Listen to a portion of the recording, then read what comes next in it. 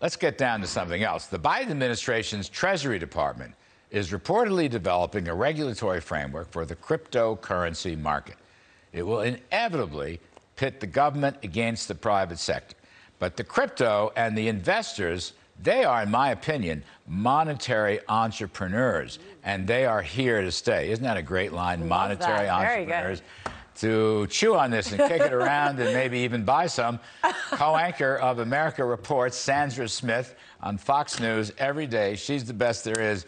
So here's the thing. I know the price went up today. I'm more interested.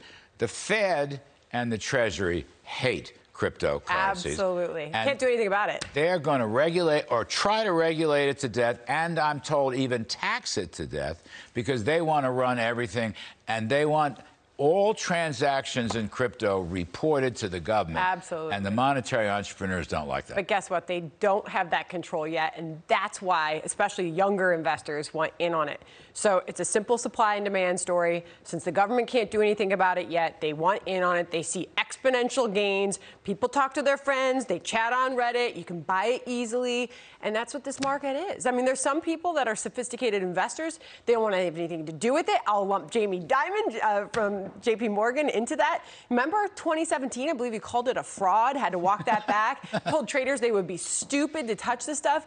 Now there's reporting that he's been holding secret meetings with some of these dealers to actually, guess why though? It's a supply and demand story. The community, the Bitcoin community, the crypto community has been complaining to Dimon and JP Morgan for years that they can't get access to this market. But banks, a lot of banks now, and of course a lot of merchants and retailers will take Bitcoin or cryptocurrencies. I have a list of them for you, Larry. I did your homework. That's a big thing. AT&T, Expedia. You can go out and buy your plane ticket, book your hotel room. Home Depot. This surprised me. Microsoft, Newegg, Overstock, Tesla, the Dallas Mavericks. You and I talked about that one. And then this just crossed ESPN.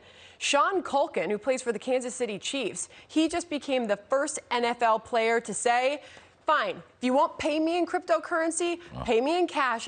He said he's going to convert every dollar of his salary to Bitcoin. Now, here's a question. I have no sympathy with the government's position. Do not get me wrong. What's the tax story on cryptocurrencies and Bitcoin? Is it a tax avoidance? Or how's that going to work? It's a hedge, right? So right now, if you're afraid of what's happened to the U.S. dollar, I mean, this is primarily what I hear from those that are into this market that aren't in it for just sheer speculation. They see it as a hedge. They see a Biden administration, a new administration that's spending us into oblivion.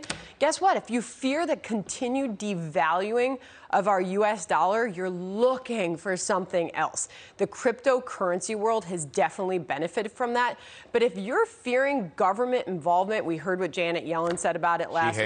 She hates it. She hates it. So if you're fearing government involvement, you think that's going to be the end of the crypto market, you're probably watching that closely. I believe that there's been sort of a bumpy ride the last couple of weeks as a result of that. But right now, the government can't do anything about it. They cannot. They will when it's an emergency. If crypto pays for something, it's a transaction. The sales tax will kick in because people will see the transaction. That's why the capital gains tax spooked the heck out of the cryptocurrency market. Well, everybody, because it's going to be it's going to be an economic investment destroyer. But I'm just saying, I think the tax avoidance is vastly overrated. And I think so too. What the Fed's going to try to do, and the Treasury institutionally will back them, they want you to report every crypto transaction. Who, what, when, why, and how, everything.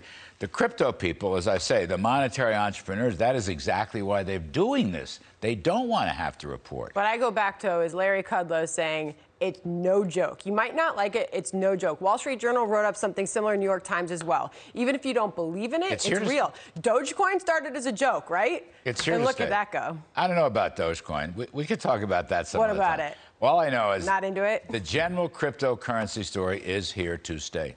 Fed, Treasury notwithstanding, Biden notwithstanding. Biden will try to tax it because you know what? If it moves, Biden wants to tax it. If you keep it a simple supply and demand story, though, the more retailers that take it, like Tesla, the more people will want to be a part of it. Sandra, your prep is so good. I love being here. You are the #1 economic thinker on the news side. I love that. Thank you, Larry. You're the best. Sandra Smith. Okay, you can watch her every day, 1 to 3 p.m. If I got that right, with John Roberts.